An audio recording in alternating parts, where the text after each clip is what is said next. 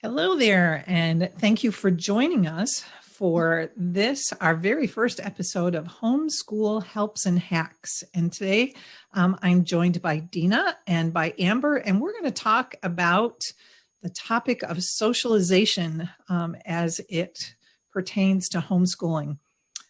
Big topic, very well-known topic, and I'm sure many of you have had to address the whole topic of socialization with well-meaning friends or relatives. And so hopefully what we're going to share here today is going to be an encouragement to you that your kids certainly are going to be very well socialized as a homeschooler.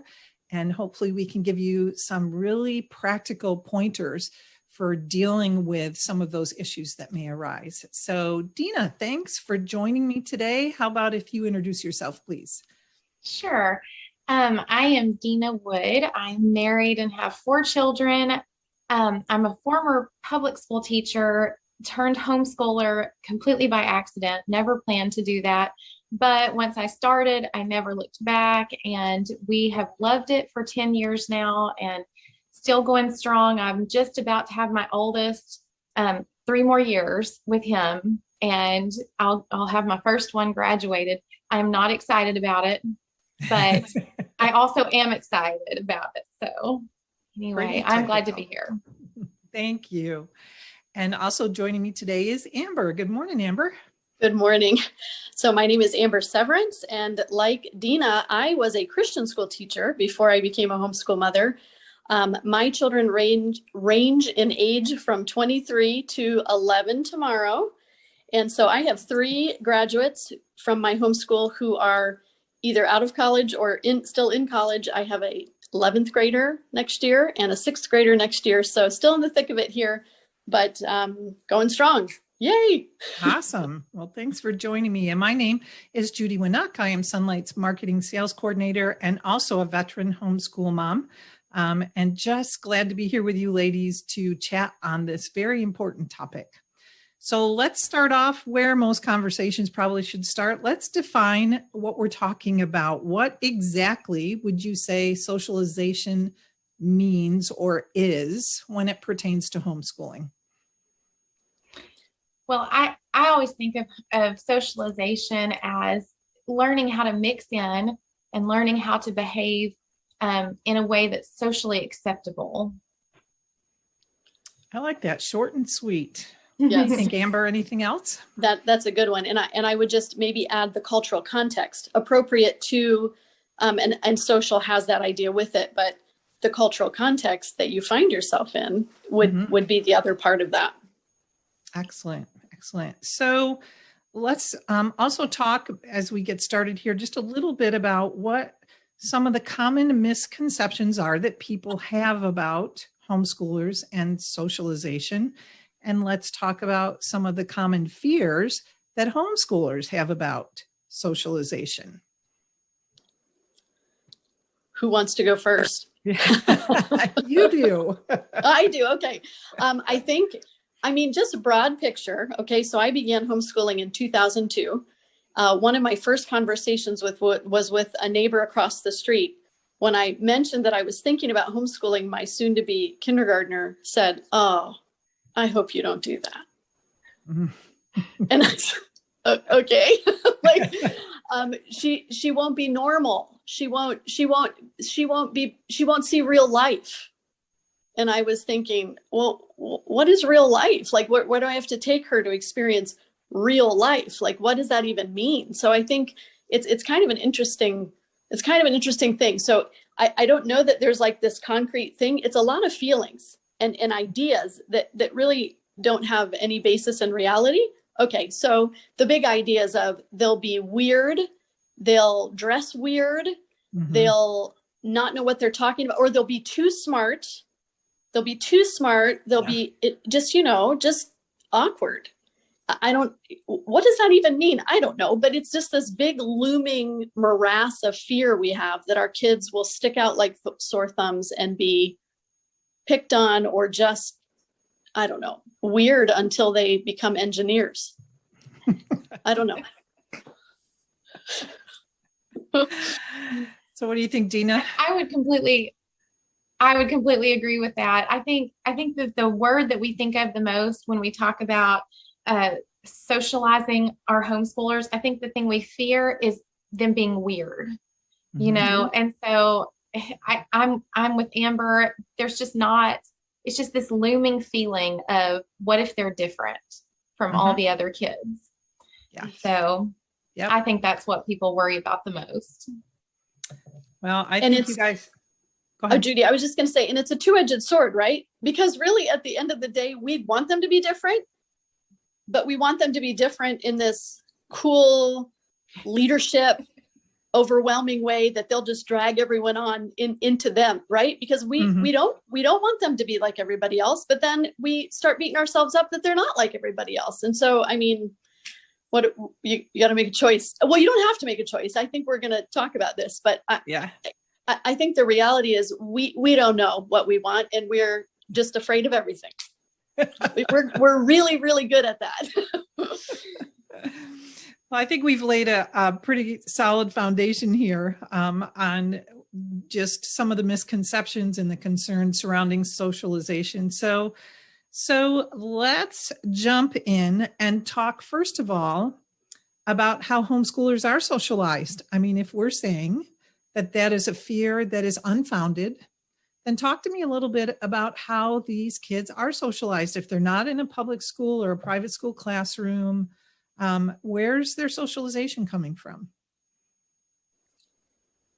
I loved what Amber said about she's just not going to know what real life is, you know, when her neighbor talked to her, because where in real life do we take everyone from society at this certain age and group them together for 8 hours a day and make them go through the entire day together? There's nowhere else in real life where that happens. You're right. And so with homeschooling, I think that it's so much more organic because your kids just go with you through real life.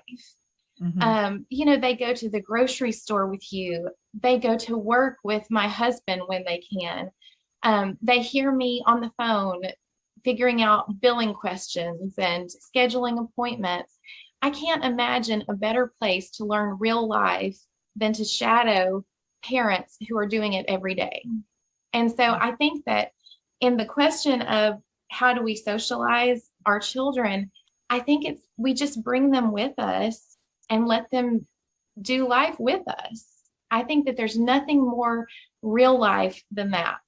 So it made me laugh, Amber, when you said that your neighbor was worried that she wouldn't know what real life was. Yes, I agree. And I love what you're saying. And I think in a family context, right, your conflict resolution with brothers and sisters, that is real life, right? I mean, Judy, you and I both have children who are out of the home in real life, grown-up world, working with other people where they've got to learn to get along with a lot of different people and resolve conflict. And where do they learn that?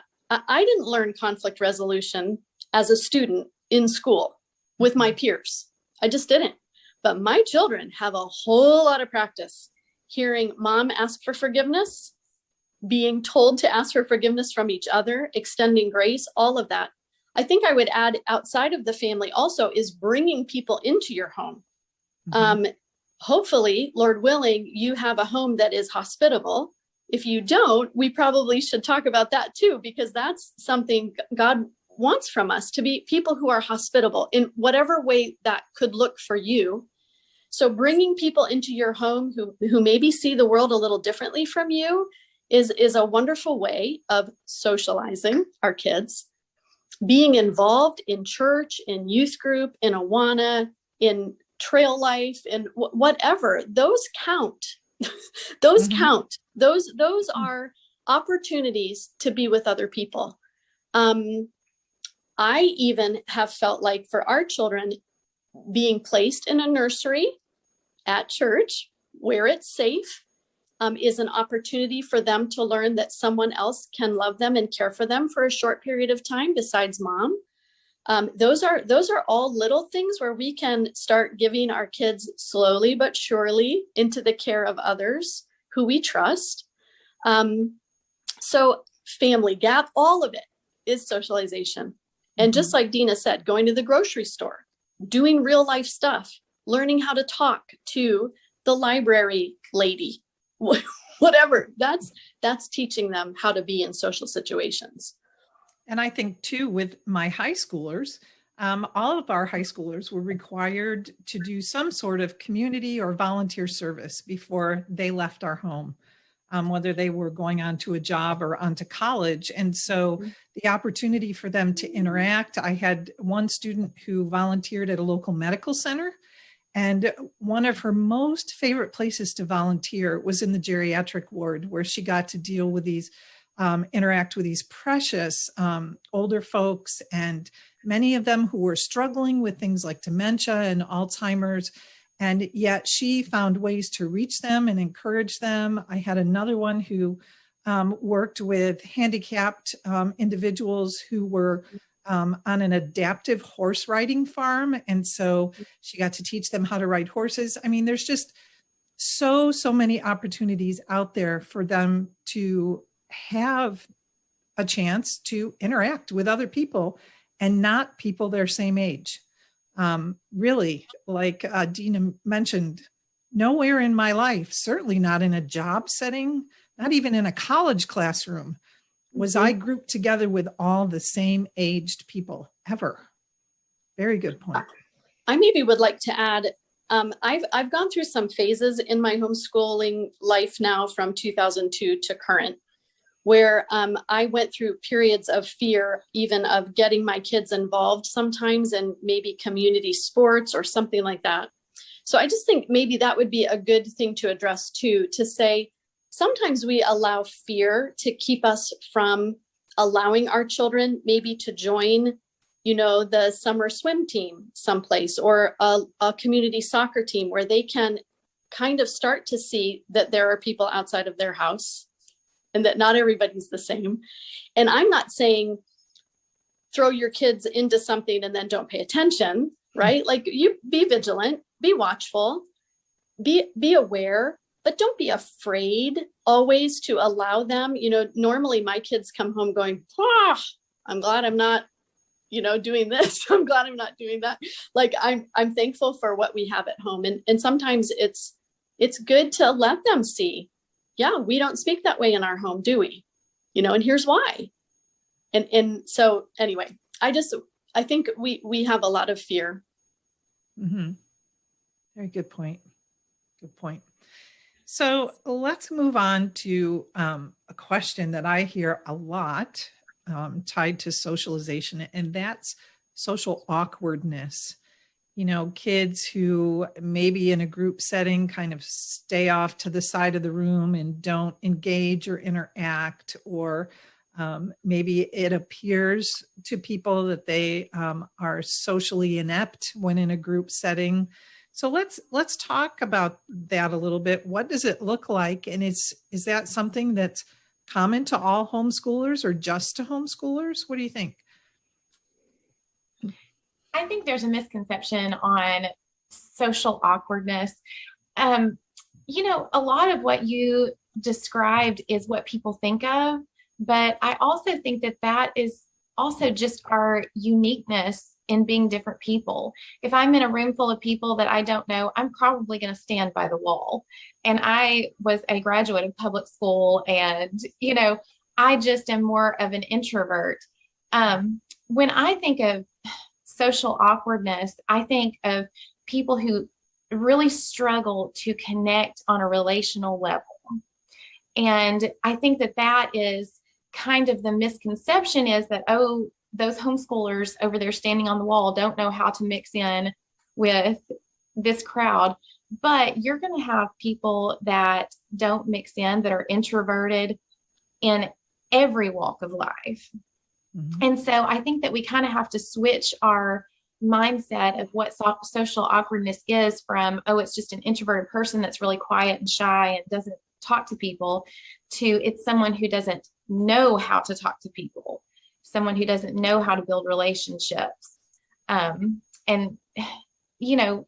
It takes intentional training to do that. And it takes intentional training, whether you go to public school, whether you are a homeschooler. wherever you are, you have to be intentional about it. And let's be honest, middle school children and high school children do not know all the ins and outs of building a relationship. They don't. That's why they're children, and that's why they're still in our homes, because they have a lot to learn and they don't know. And I agree with Deana. I think is it you can see someone on the side and say, oh, that's a homeschooler, if that's why they're awkward. And then you would see the same public school child standing awkwardly on the side and chalk it up to something else. Nobody ever says, oh, that's a public school kid, that's why he's socially awkward. Nobody does that, because they know that's not right, because it doesn't have anything to do. Children at that stage in life are struggling. They got so much hormonal stuff going on. They don't even know which way is up sometimes. It's an awful, it's a really hard season, right? And I don't think if we took a survey probably of every adult on the planet, I don't know, or at least in America, I don't know that any of them would say, I want to redo high school. That was my favorite time. None of us do. Let's go back to high school. No, we don't, because it was awkward and it was hard, and we're trying to figure out our place in the world and how we fit in. And we're so painfully self-conscious, right? So conscious of self and do people like me, and do I fit in? And it's hard. It's not because they're homeschooled. It's because it's a hard season. Great. And I think, Deana, you made an excellent point. There are many adults out there who are socially awkward, and it's not because they were homeschooled. It probably has very little to do with their educational background, and much more to do with who God made them to be, and what their personality is like, and what, just their whole character kind of plays into that. So I think that's a very good point. I hope we've shared enough here to kind of poke a pin in this balloon about social awkwardness being unique to homeschooled students, because I truly think it isn't. One of the things that often comes up, and I raised my kids in a family with a number of public school teachers for aunts and uncles and grandparents. And so my kids at Christmas always got shuffled off to the side while these well-meaning relatives were asking them questions and asking what they did during their day. Did they get out? Did they do anything? And so sometimes it's hard to know how to respond when the questions and the concerns are coming from adults who love your children, who are related to your children even, or who may be close friends or people from your church or whatever. So let's talk for just a minute about what kind of responses do we have that we can give to people. Sometimes people are impressed by studies that have been done. So I know, Deana, you have mentioned in your blog post that you did recently on socialization, and we will link to that in the show notes for this. You mentioned a couple of studies having to do with socialization. What did those find, basically? So there were two studies that I found to be really helpful in this area. The first one was by Richard Medlin.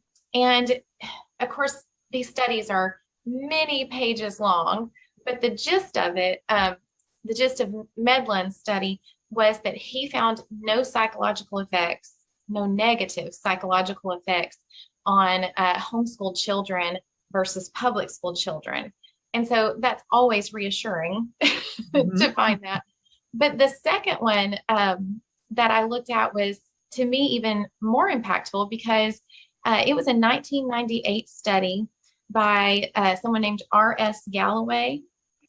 And he followed a group of public school students and a group of homeschool students all the way through high school and on into college, and kind of compared the two groups.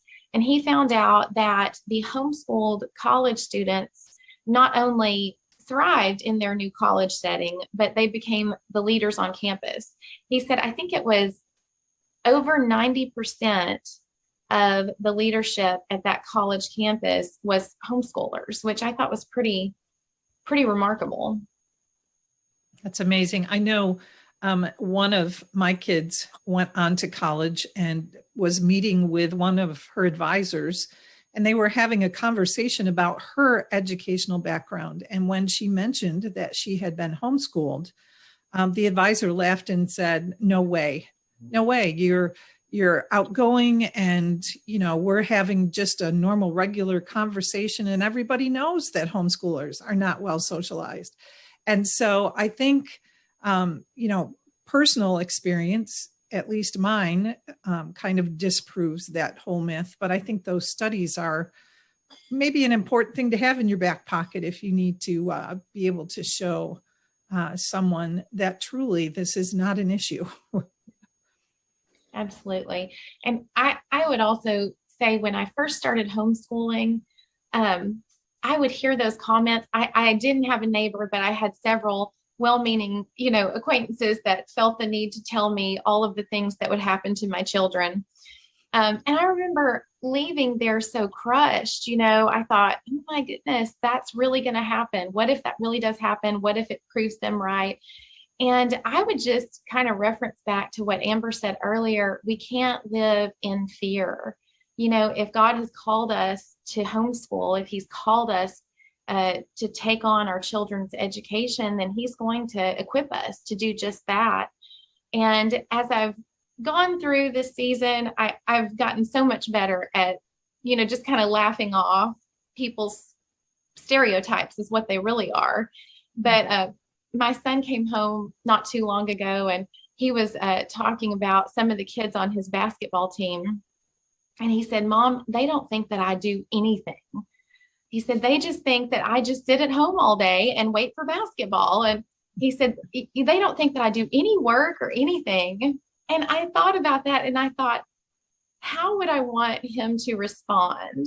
And however I wanted him to respond was probably the same way that I should respond to all of those, feelings that people try to put on me. And I thought, I told him, I said, "Bud, you're just going to have to laugh it off, because what you do every day. I know what you do every day, and the Lord knows what you do every day. And you just have to let them think what they want. But, we know, and we know that all is well here." So it was just kind of funny that even he has to deal with the stereotypes of homeschooling. And so I think that's a great part of his socialization, is learning how to deal with those negative thoughts that people will put on you, because it's not just homeschooling, it's every facet of life. Somebody can say something negative or think something negative about you. So why not learn how to deal with those too? Absolutely. Excellent response, by the way. So let's talk, let's move on and talk a little bit about the matter of loneliness. I know when my kids were growing up, there were times when they would say, "Man, I don't have any friends. I don't have anything to do." Let's talk about that. Again, loneliness among kids, is that unique to homeschoolers? And what would you say would be practical ways to overcome that? Or are there practical ways? Again, I would say, can you think back to your high school years and your middle school years, perhaps, and remember being lonely and remember feeling friendless? Because I have a feeling that all of us can relate to that and feel that way. So what our children are experiencing isn't a brand new thing. And I think another thing I struggle with when dealing with this particular part of parenting is that I don't want my children to feel sad. I don't want them to feel lonely. That's not a fun feeling. I don't enjoy that feeling. I don't want them to have that feeling. So I want to take it away. And maybe it can't be taken away, doesn't need to be taken away. There are seasons where we're lonely, and there is not a person on this earth who can fill that void of lonely. And God will give us friends maybe, and good friends, but there might be seasons where we don't have as many friends as it might feel fun to have. So I think maybe the bigger question is, are you projecting onto your child the loneliness factor? Are you willing to allow them to be a little bit lonely? Are you willing to walk through that with them and talk to them about those periods? I don't think we should force loneliness on our children. I don't think we should, lock them in a closet. But loneliness is a fact of life, kind of like death. And so I don't know. I think don't numb loneliness with devices and false friendships, but maybe this is a path that every human on the face of the planet walks through at some point or another. So let's walk with them and help them to be brave and help them to know where to turn for that friendship. Absolutely. I was thinking back to a conversation that I had with a group of ladies from church one time, and there's no lonely like being in a room full of people and feeling lonely. It's just a different kind of lonely. But they were all talking about the public school activities and teachers and grade, their children's grades and everything they were doing. I felt so out of place in that conversation. And of course, I couldn't add anything to it because, I had no point of reference for it or anything. And I do think that there is a unique loneliness with homeschool. I lived in a rural area when we started homeschooling. I still live in a rural area, but now I live in town. I used to live out of town, and it was me and my kids every single day. And my husband, bless his heart, would come home and I would start talking. And I don't think that I quit talking until he closed his eyes. I may have talked even longer than that. But there really is a loneliness that can be really difficult with homeschooling. And I completely agree that some loneliness is good. In my blog post, I wrote that I grew up on Petit Jean Mountain here in Arkansas, where I live, and we had no children on Petit Jean with us. There were none. And I learned to play by myself a lot. And it was probably the best thing that could have happened to me. I just feel like I learned so much from being alone and having that time to learn to be creative, to learn to occupy myself. So there's so much good about some loneliness. But I think as homeschoolers, like I said, we have to be intentional about being social. And kind of like Amber said earlier, one of the things that we've been really intentional about is opening up our home. We decided a long time ago that we wanted our kids' friends to be here with us. And so it is not uncommon for us to have the entire basketball team for our town in our house. And we love it. We love it that way. And I do think we kind of talked about this a little bit earlier, but I do think that social media has introduced another element of loneliness into our lives. And I feel like we can have this pseudo relationship with people through social media without really having good, solid relationships. And so I think that as we train our kids, I think we also have to train them how to be a relational person. My daughter, she's got a friend who's gone through a really hard medical procedure recently. And I told her, I was like, well, let's call her. Let's make her a card to give next time we see her, or mail. And all of those little things that we can teach them, I think helps them to be relational. And I think that's across the board, whether you're public school, homeschool. I think as parents, we have to really try to teach them to have those real relationships. And so lots of ways to help with loneliness. But the main thing is, I think we just have to be intentional. Friends are not always going to just pop up at our door and say, I'm here to be your friend. I think that we have to get out there and do the work, Mm-hmm. I think that's such a good point, Deana. And I'm also thinking about how can we help our children.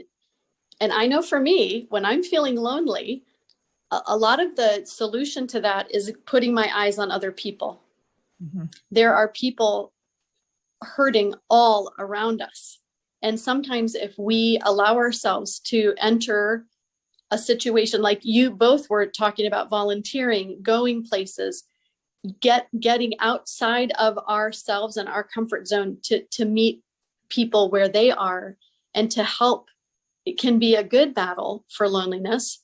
I think also that we have a very, and it's, okay, I don't want to be too dogmatic or blame it, but I'm thinking about a culture that binge watches a Friends, a sitcom like Friends.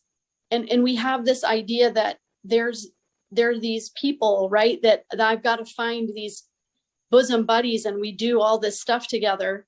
I don't binge watch Friends, but I'm not, whatever. I'm just saying we have this concept of friendship and what that looks like that I don't even know is necessarily real life, right? Just like we see marriages portrayed that aren't real life, but it gets into our conscience and it makes us think. And we have these really false expectations of friendship and of what that looks like and of loneliness and all of it. But certainly that is also not a homeschool. We don't own that one exclusively, right? There are lots of lonely people in this world. And I think you make a really good point, Amber. I remember having intentional conversations about friendship with my kids, different times when they were lonely or feeling left out or pushed aside. Those are excellent opportunities to stop and talk about in the moment what a true friend is. And yes, it could be that some people who you thought were your friends, really, it was, just maybe for a time, for a season, maybe you were not treated well as a friend. And so maybe we use this opportunity to think about how would you treat others as a good and godly friend. So I think you're right. You have to take that as a teachable moment, just like everything else in our homeschool experience. Judy, can I jump in with one other thought? You and Deana both, you were just bringing up scenarios in your mind of when you've felt lonely or like what it feels like to have someone be unkind as a friend. And Deana, you were talking about being as a homeschool mom feeling lonely. I wonder sometimes if we don't forget to validate our children's feelings and then enter into them by sharing, hey, you know what? When I was 16, this happened and it really hurt. And so our kids get to go, oh, you're a real person. You experienced something like that too. It really hurt you. And you didn't, you've made it into adulthood and have friends now. Like give them a future and a hope, right? This isn't the way it's always going to be. And even as an adult, these things happen, but God is good. And we learn through those experiences and we move on. That this isn't the end and 15 isn't where it stops. And there are more friends to be made and other experiences. And I understand how you feel. I think we forget sometimes to show them that we were where they are now. Yes. Good point. Very good point. Well, let's kind of pull this all together and wrap it up. I think you guys have shared just some excellent thoughts and suggestions on different aspects of this topic of socialization. How about if you each kind of give me a summary statement on what is involved in raising a socially well-adjusted child. So what did you try to do with each one of your kids so that when you launch them eventually out into the world, that they are what most folks would consider socially appropriate or well-adjusted? Well, I I think my parenting style has always been that I call it a funnel. I've always held really tightly at the beginning. And then as they grow, I let go a little bit more and more. That's the basic idea. I hope it works. We'll see. But I think I think that's one of the things that we have to do in every area of life, even socialization. When my kids were little, I was intentional, and I feel like I've said that a lot, but I was intentional about thinking of scenarios that they would face and practicing them. I can't tell you how many times I played a character that they had never met, and we would work on introductions or, you know, this happens, what do you do? We just went through all kinds of scenarios. And if I knew that something was coming up at church or at an event that they would need to be walked through, we would role play that. And I've noticed that the more that I've done that, as they've gotten older, they've kind of taken that cue and expanded on it. So, my son has a road test coming up. And so in the next day or two, we'll talk about what to expect.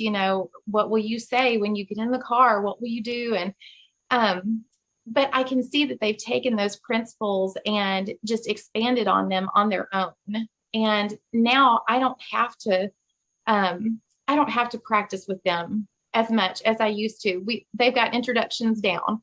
And I'm just so pleased when I see them interacting well with people of all ages, because it's not across the board. Not every child knows how to do that. And I think that it's such a great thing. And I think that in a lot of ways, I think that homeschooled kids are ahead of the social curve.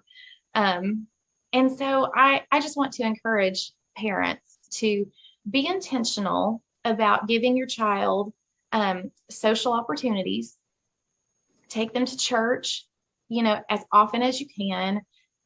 Get them involved. Think about what they really enjoy. Think about what their gifts are, and find ways to get them plugged into the community. But overall, it will be okay. They will grow up and they will be on their own, and they will be fine. And they will be fine because you loved them and you love them well. And so everything else we'll figure out. But I think that is probably my biggest advice, is to just be intentional and leave the rest to God. I love that, and would hearty amen everything Deana said. Let me maybe just add this.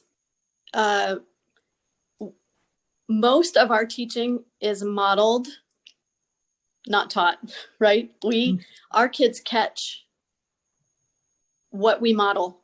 So do you take an interest in people? Do you look people in the eye and give them a good handshake or a kind hug when they need it? Do you care about people? Do your children see you taking an interest in people? Because that is what being social is.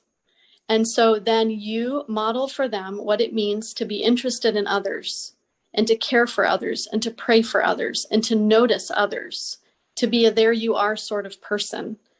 Do our kids see us doing that? And then do we encourage them? I love what Deana's saying, even about practicing. One thing my husband really reinforced with our kids was to look people in the eye and give them a good handshake at church or wherever it was.